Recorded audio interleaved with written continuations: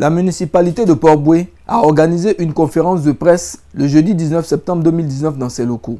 Cette conférence de presse était relative au conflit opposant le gouverneur du district d'Abidjan aux autorités municipales. M. Aka Anodjo, deuxième adjoint au maire, qui avait autour de lui des responsables de la mairie, a présenté la situation qui prévalait dans sa commune. Le bras de fer engagé par le gouverneur du district d'Abidjan contre la municipalité de Port-Bouët était la conséquence du projet d'embellissement de l'entrée de la commune dans le cadre de la politique d'assainissement de celle-ci. Qu'est-ce qui se passe entre le district d'Abidjan et la mairie de Port-Bouët? En réalité, il n'y a pas de conflit entre le district d'Abidjan et la mairie de Port-Bouët. Si on regarde la composition des deux collectivités, la mairie de Port-Bouët, c'est le maire, la municipalité et le conseil municipal. Le district, c'est le conseil du district, le bureau du district, qui sont élus, et le gouverneur. La réalité, c'est que c'est un conflit entre le gouverneur et la mairie de Port-Bouët. Voilà la réalité des faits. L'abattoir a été réhabilité. Le gouverneur est venu dans la commune de Port-Bouët pour inaugurer ces nouveaux abattoirs, comme on dit. Même pas un coup de fil, même pas une information à la mairie de Port-Bouët pour dire que le gouverneur vient inaugurer l'abattoir rénové. Il est venu même avec un ministre. Secondo, la foire à bétail, le gouverneur est venu lancer cette foire à bétail à Port-Bouët sans même adresser une petite note à la mairie de Port-Bouët pour dire que cela va se faire. Mais il y a encore plus grave qui amène au problème actuel. C'est que le 26 août, nous avons invité les acteurs du bétail et l'administration de l'abattoir dans nos locaux pour leur dire que nous voulons appliquer l'arrêté sur la non-divagation des animaux.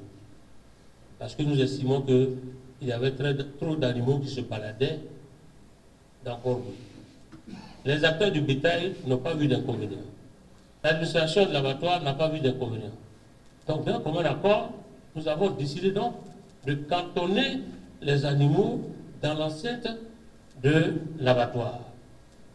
Et donc, fort de cela, le lundi 2 septembre, nous avons donc envoyé les agents de la police municipale pour aller appliquer cet arrêté de non-divagation des animaux sur le terrain. À notre grande surprise, le district fait débarquer sur Port-Bouët sa police et empêche donc nos agents d'appliquer l'arrêté. Informés de cela, certains d'entre les agents au maire se sont rendus donc sur place avec en main l'arrêté pour le montrer aux policiers. Fort fut notre étonnement de voir qu'un commissaire de police a dit clairement qu'il s'en fout de cet arrêté-là. Et les éleveurs qui ont vu que la police du district prenait fait et cause pour eux, afin qu'ils maintiennent les moutons donc sur la route, ces éleveurs sont sortis avec certains des couteaux, certains des bois, et pour éviter qu'il y ait un affrontement, nous avons demandé donc à la police municipale de se retirer. Ça, c'était le 2 septembre. Le 3 septembre, le directeur de cabinet du monsieur le gouverneur nous invite à une rencontre au niveau du district. Et cette rencontre a eu lieu entre le directeur de cabinet du district, le chef de cabinet du district et certains directeurs du district, avec nous, mairie de Port-Bouët, c'est-à-dire le premier adjoint au maire, le deuxième adjoint au maire que je suis, la secrétaire générale et certains agents de la mairie. Honnêtement, ça a été une rencontre cordiale. Et à la fin de cette rencontre, nous avons décidé un certain nombre de choses. Mettre en place un comité de réflexion Et la réflexion devait porter sur 3 points.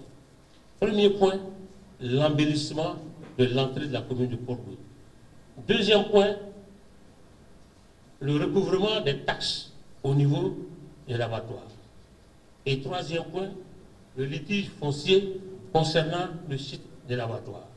Comme toutes les communes, Port-Boué a estimé que l'entrée de Port-Boué était l'entrée principale de la ville d'Abidjan, à cause de l'aéroport. Deuxièmement, l'hôpital de Port-Boué se trouve à l'entrée de la ville de la commune de Port-Boué. Il n'était donc pas bien sûr que quelqu'un qui descend de l'aéroport soit un comme premier contact de Port-Boué ou même de la ville d'Abidjan, les moutons. La commune de Port-Boué, à l'instar de Koumassi, sa voisine, voulait présenter un visage rayonnant pour ses habitants et aussi pour ses visiteurs.